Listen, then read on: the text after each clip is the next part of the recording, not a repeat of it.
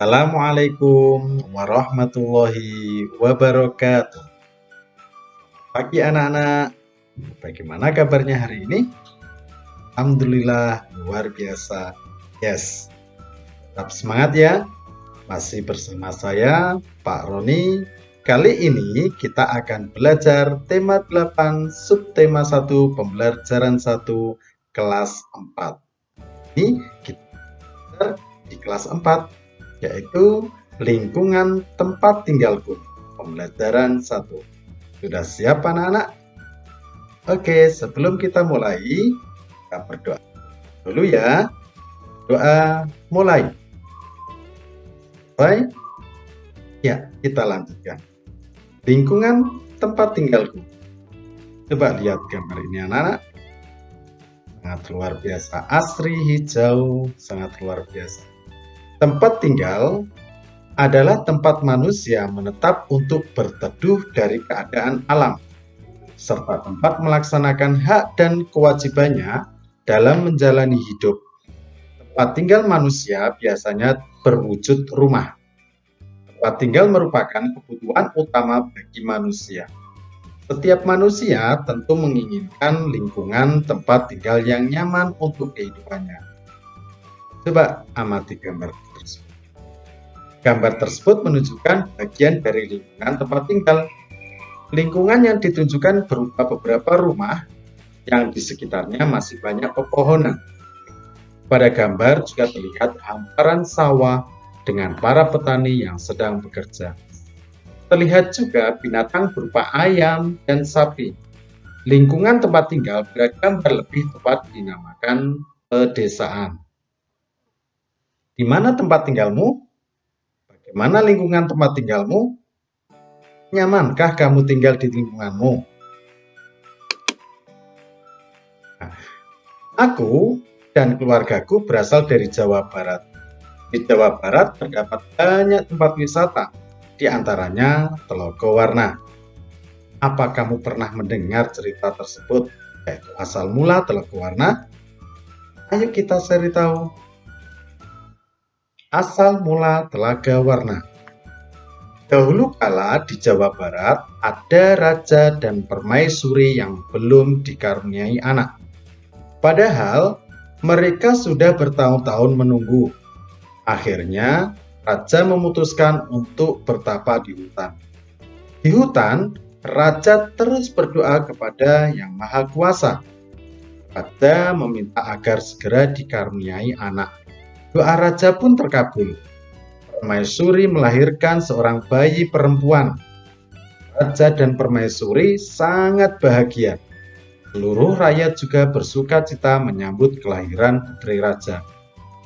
Raja dan permaisuri sangat menyayangi putrinya. Mereka juga sangat memanjakannya. Segala keinginan putrinya dituruti. Tak terasa putri raja telah tumbuh menjadi gadis yang cantik. Hari itu dia berulang tahun ke-17. Raja mengadakan pesta besar-besaran. Semua rakyat diundang ke pesta. Raja dan permaisuri telah menyiapkan hadiah istimewa berupa kalung. Kalung tersebut dari intan permata berwarna-warni serta pesta berlangsung. Raja menyerahkan kalung itu. Kalung ini hadiah dari kami. Lihat, indah sekali bukan? Kau pasti menyukainya, kata raja. Raja bersiap mengalungkan kalung itu ke leher putrinya. Sungguh di luar dugaan, putri menolak menggunakan kalung itu. Aku tak suka kalung ini, ayah, tolak putri dengan kasar. Raja dan permaisuri terkejut. Kemudian permaisuri berusaha membujuk putrinya dengan lembut. Permaisuri mendekat dan hendak memakaikan kalung itu ke leher putrinya. Aku tidak mau. Aku tidak suka kalung itu. Kalung itu jelek, teriak putri sambil menepis tangan permaisuri. Tanpa sengaja kalung itu terjatuh. Permata-permatanya tercerai-berai di lantai. Permaisuri sangat sedih. Permaisuri terduduk dan menangis. Tangisan permaisuri menyayat hati. Seluruh rakyat yang hadir turut menangis. Mereka sedih melihat tingkah laku putri yang mereka sayangi. Tak disangka, air mata yang tumpah ke lantai berubah menjadi aliran air. Aliran air menghanyutkan permata-permata yang berserakan. Air tersebut mengalir keluar istana dan membentuk danau. Anehnya, air danau berwarna-warni seperti warna-warna permata kalung putri. Ini danau itu dikenal dengan nama Telaga Warna. Nah, itu adalah asal-usul atau asal mula Telaga Warna, cerita rakyat. Sudah paham anak-anak ya? Bagaimana ceritanya? Yaitu cerita dari asal mula Telaga Warna. Oke, kita lanjutkan lagi. Setelah kamu membaca tadi, alangkah baiknya agar untuk dapat mengerti apa isi dari isi teks tersebut, ayo kita bahas bersama-sama soal-soal berikut. Ya, siapa tokoh-tokoh yang terdapat dalam cerita tersebut? Ini sudah saya sebutkan, ada siapa? Iya, betul. Ada raja, ada permaisuri, dan putri raja. Di mana raja melakukan pertapaan? Yo, tadi yang ingin mempunyai putri atau punya anak, di mana? Raja melakukan pertapaan di hutan. Nomor 3, apa hadiah yang disiapkan raja dan permaisuri untuk ulang tahun putrinya? Tadi yang permaisuri menolak tadi apa coba? Ya betul, yaitu raja dan permaisuri telah menyiapkan hadiah istimewa berupa kalung. Kalung terbuat dari apa tadi? Untaian permata berwarna-warni. 4. Mengapa permaisuri bersedih dan menangis? Iya, karena putrinya menolak mengenakan kalung itu. Permaisuri mendekat dan hendak memakai kalung itu ke leher putrinya. Tanpa sengaja kalung itu terjatuh. Permata-permatanya tercerai-berai di lantai. Permaisuri sangat sedih sekali karena putrinya menolak hadiah dari orang tuanya. Nomor 5, bagaimana sifat putri dalam cerita tersebut? Ayo. Betul, sifatnya adalah kurang baik. Meskipun putri raja adalah gadis yang cantik, tetapi mempunyai sifat kasar dan manja karena terlalu dimanjakan oleh raja dan Oke, betul sekali. Ini sudah kita bahas bersama itu tentang cerita tadi. Kan, tahu tadi cerita tentang asal mula Telaga Warna itu adalah disebut dengan cerita fiksi. Nah, ini ada pertanyaan, cerita fiksi itu apa ya? Ada yang tahu nggak? Iya, betul. Cerita fiksi adalah cerita rekayasa yang tidak benar-benar terjadi. Asal mula tadi adalah cerita rakyat yang benar-benar rekayasa, yaitu benar-benar tidak terjadi. Bagaimana ciri-ciri cerita fiksi itu? Ya, 1. Bersifat rekaan atau bukan sebenarnya. 2. Bahasanya bersifat konotatif. 3. Menggunakan imajinasi si penulis. 4. Biasanya menggunakan bahasa sehari-hari. Dan 5. Bahasanya tidak formal. Nah, itu adalah beberapa ciri dari cerita fiksi. Mungkin kamu bisa menemukan di sumber-sumber buku yang lain tentang cerita fiksi. Coba kamu cari ya di buku-buku yang lain, apa itu cerita fiksi, apa itu ciri-cirinya. Ini adalah contoh dari cerita fiksi, yaitu cerita rekayasa yang tidak benar-benar terjadi dan ciri-cirinya. Sudah paham anak-anak? Pinter. Tadi contohnya adalah dari cerita yang dibacakan tadi, yaitu asal-usul Telaga Warna, dan masih banyak lagi contoh dari cerita. Oke. Di dekat rumah Udin di Jawa Barat juga terdapat taman bermain.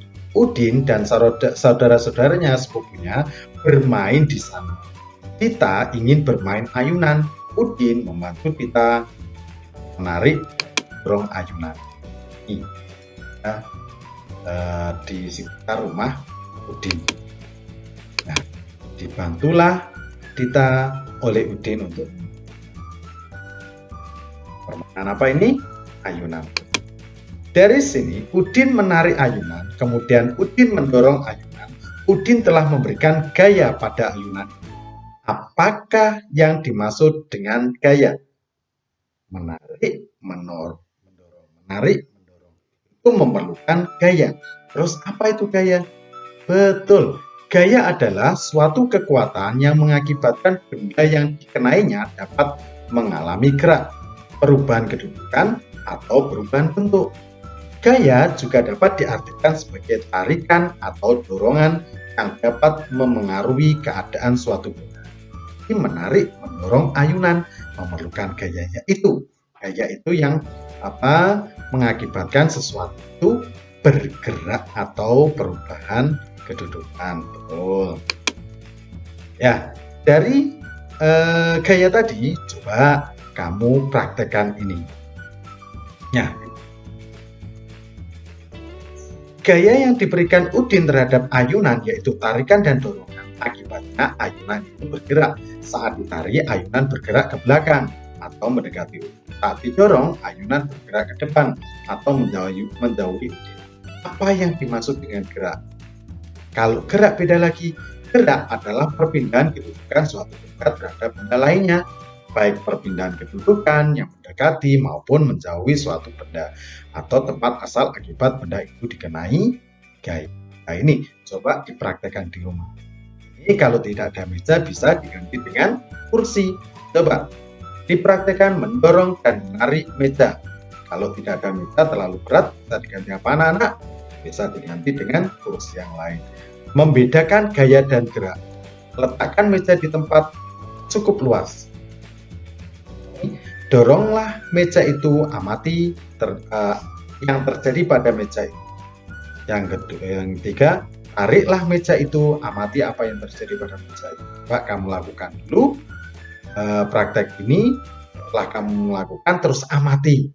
Setelah didorong, diamati apa yang terjadi pada mejanya. Setelah ditarik, apa yang terjadi pada mejanya. Nah, setelah kamu mengamati, coba kita jawab. Dipraktekkan tadi ya. Nah, apa yang terjadi pada meja saat didorong? Saat didorong, apa yang terjadi pada mejanya? Tepat sekali, yaitu meja akan bergerak atau bergeser ke arah yang kita dorong. Mereka bergerak. Nah, coba nomor 2. Kemana arah meja saat didorong? Nah, yang namanya didorong berarti arahnya kemana? Betul, arahnya ke arah dorongan yang kita lakukan, bisa ke arah pasti ke depan didorong. Nomor 3. Apa yang terjadi pada meja saat ditarik? Sekarang ditarik. Tepat sekali, bergerak atau bergeser. Pasti mau didorong pun sama, yaitu bergerak atau bergeser. Kemana arah meja saat ditarik? Namanya ditarik berarti ke arah mana?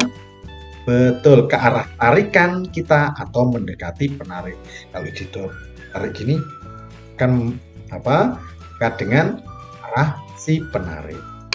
Oke, ini sudah membahas tentang apa? Nah, sekarang coba bedakan apa gaya dan apa gerak.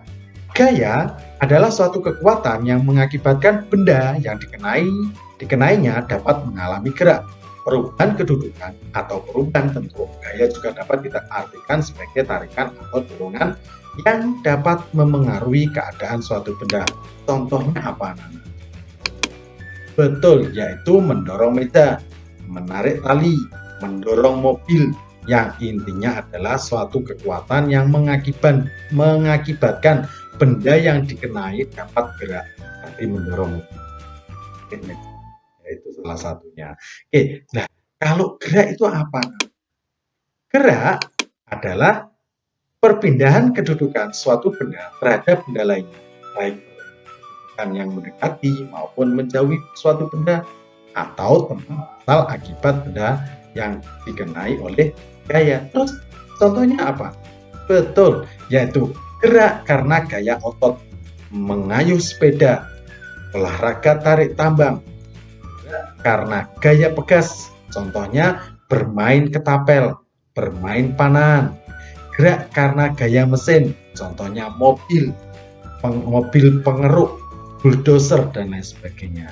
Jadi gerak perpindahan kedudukan suatu benda terhadap benda lain, baik perpindahan atau perpindahan kedudukan yang mendekati maupun menjauhi suatu benda atau tempat asal akibat benda itu dikenai gaya. Kalau gayanya adalah ini kekuatannya, kalau ini akibatnya. Kalau akibatnya contoh gerak karena gaya otot, akan tangan mengayuh, seperti olahraga, ditambang, ketapel, ini karena dan sebagainya. Sampai ini ada pertanyaan anak-anak? Pasti sudah jelas ya. Oke, jadi perbedaan antara gaya dan gerak adalah gaya adalah tarikan dan dorongan yang menyebabkan benda bergerak, sedangkan gerak adalah perpindahan benda yang disebabkan oleh gaya. Benda tidak akan bergerak tanpa adanya gaya. Pasti tanpa adanya gaya, benda tersebut pasti akan diam. Kalau kita kenai gaya, maka benda itu bergerak. Lah, gerakan ini disebut gerak akibat berpindah. Kalau sudah benda tidak akan bisa berpindah tanpa adanya gaya. Gayanya dorong, menarik, dan lain sebagainya. Sudah paham anak-anak ya? Alhamdulillah, semoga bermanfaat ilmu kita. Kita sudah belajar satu, yaitu tentang apa tadi anak-anak? Betul, yaitu cerita fiksi. Dan ciri-cirinya, contohnya asal mula, telaga, warna, dan masih banyak lagi. Kalau gitu kan, masih banyak lagi asal mula, kota Tuban. Ada yang dikatakan Batu Tiban, dan lain sebagainya. Itu adalah apa? Fiksi. Yang kedua, kita telah membahas itu belajar tentang gaya dan gerak. Semoga bermanfaat untuk hari ini. Kita akhiri untuk hari ini. Jangan lupa selalu ikuti protokol kesehatan dimanapun Anda berada. Semangat belajar. Kita ucapkan alhamdulillahirabbil alamin. Assalamualaikum warahmatullahi wabarakatuh. Jangan lupa like dan subscribe-nya.